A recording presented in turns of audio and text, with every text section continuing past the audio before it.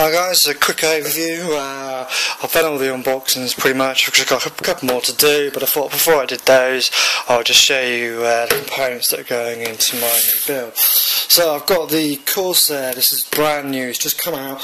It's the AX860i. It's got the Corsair link, and this is 80 plus platinum, which runs at 92% efficiency. So I've got the that's the power supply. The good thing about the power supply is it actually runs passive at up to 30% load, so I think it's about 250 something watts. Anything above that, then the fan starts to kick in, but below that it actually runs completely passive. So most of the time when I'm using my system, that fan on the PSU will not be on. I've got a Zotac GeForce GTX 660. That's going to be my graphics card going in the machine. Pretty bog standard really.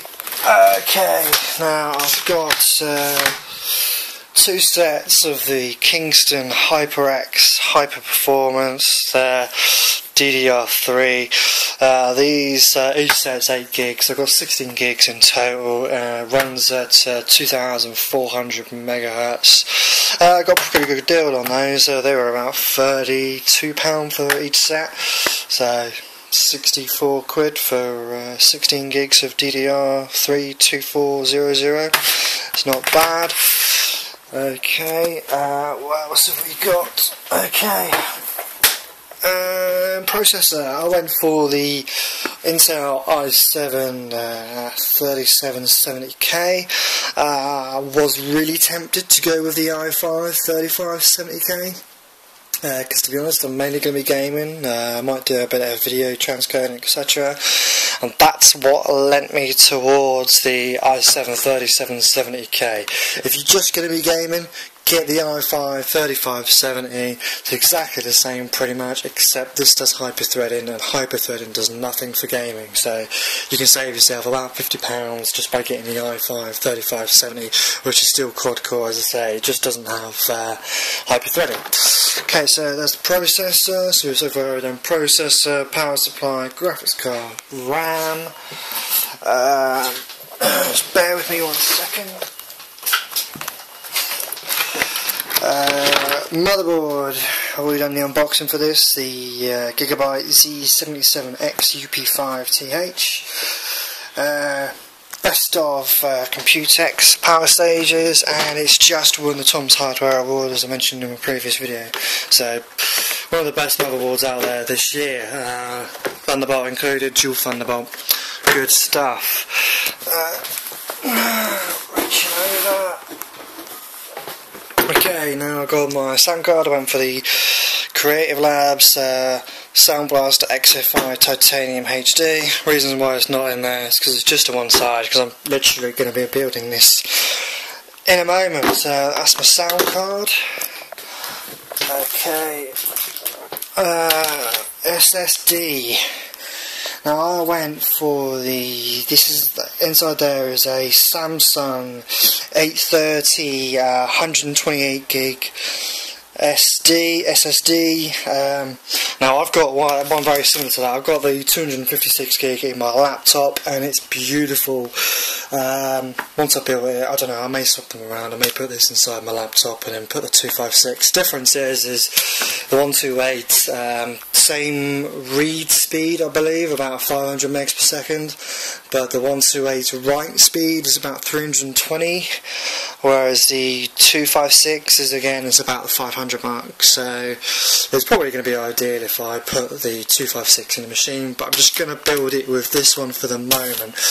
Now that's going to be my main OS drive. I do have another drive, which is what used to be in my laptop. Just taking taking off the data that's on at the moment. That's why it's got the SATA to the USB connector. Now this drive is a Seagate Momentus XT 500GB. It's basically a hybrid drive, so it's got the traditional spinning hard drive, 7200 RPM, but it's also got, I think it's 4 gigs of like flash on it, so it can cache things to the flash that are mainly used. Now I've seen a lot of reviews on those and people don't like them. I must say, when I had that in my laptop, I was extremely surprised.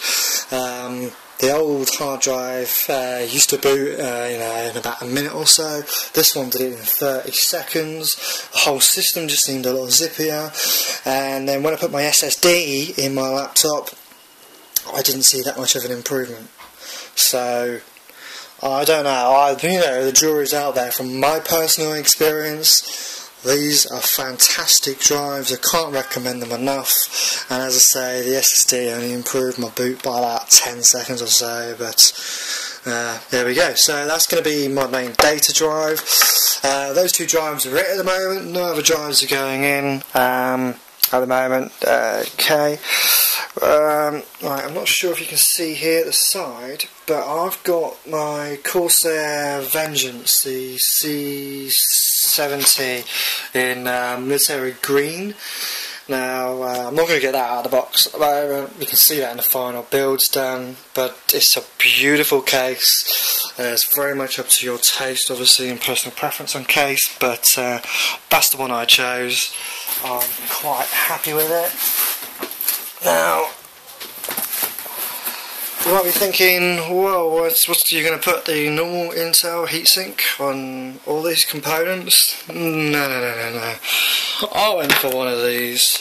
I went for the Corsair, the brand new H100i Corsair link built in. So basically what you can do is you can link the power supply and the liquid stroke water cooling unit together, control the temperatures and make graphs and things, so as the temperature goes up, fan speed goes up, etc. Corsair Link is something that I've really been looking forward to getting. I was quite lucky really, because I was going to buy the H100, the last year's edition, and at the same week where I was literally looking around at prices and things like that, the H100i was announced, so I held off and bought this. Bought the H100i from Aria, the same as the 860i from aria.co.uk, and the processor altogether. I think those 3 alone cost me, well, and the case, I think it was. I got the case, CPU, power supply and the cooler for about £600 or so. Really good bit of kit. I'm looking forward to using this. I was quite tempted to go with the Noctua, but I just didn't want that weight on my board, and heatsinks that big just look ghastly in my opinion. I don't like the look of them. They take up too much space inside your case. So I think that's about it. We've got Gigabyte Z77 UP5TH. Power supply is the Corsair 860i. Got the Sound Blaster sound card, Creative Titanium HD, GeForce GTX 660, the Momentous XT, the Samsung 830 SSD, 16 gigs of DDR3 2400 MHz RAM, i7 3770K, and that is all going in my Corsair case. Okay, I'm going to do a couple more unboxings, so if you want to see the unboxing of the H100i and the 860i, check out the next couple of videos. So the next 2 things I'm going to unbox. I may do an unboxing for the case, really not too sure. It's not going to take too long, so I might just do that as well. But then once I put it all together, I'll just do a quick video, put it all together and show you what it looks like put together. So yeah, if you like what you see, please do like the video. If you have any comments, leave them below. I'll try to answer any questions you've got, and obviously I'd appreciate it if you could subscribe to the channel. All the best. Cheers. Bye bye.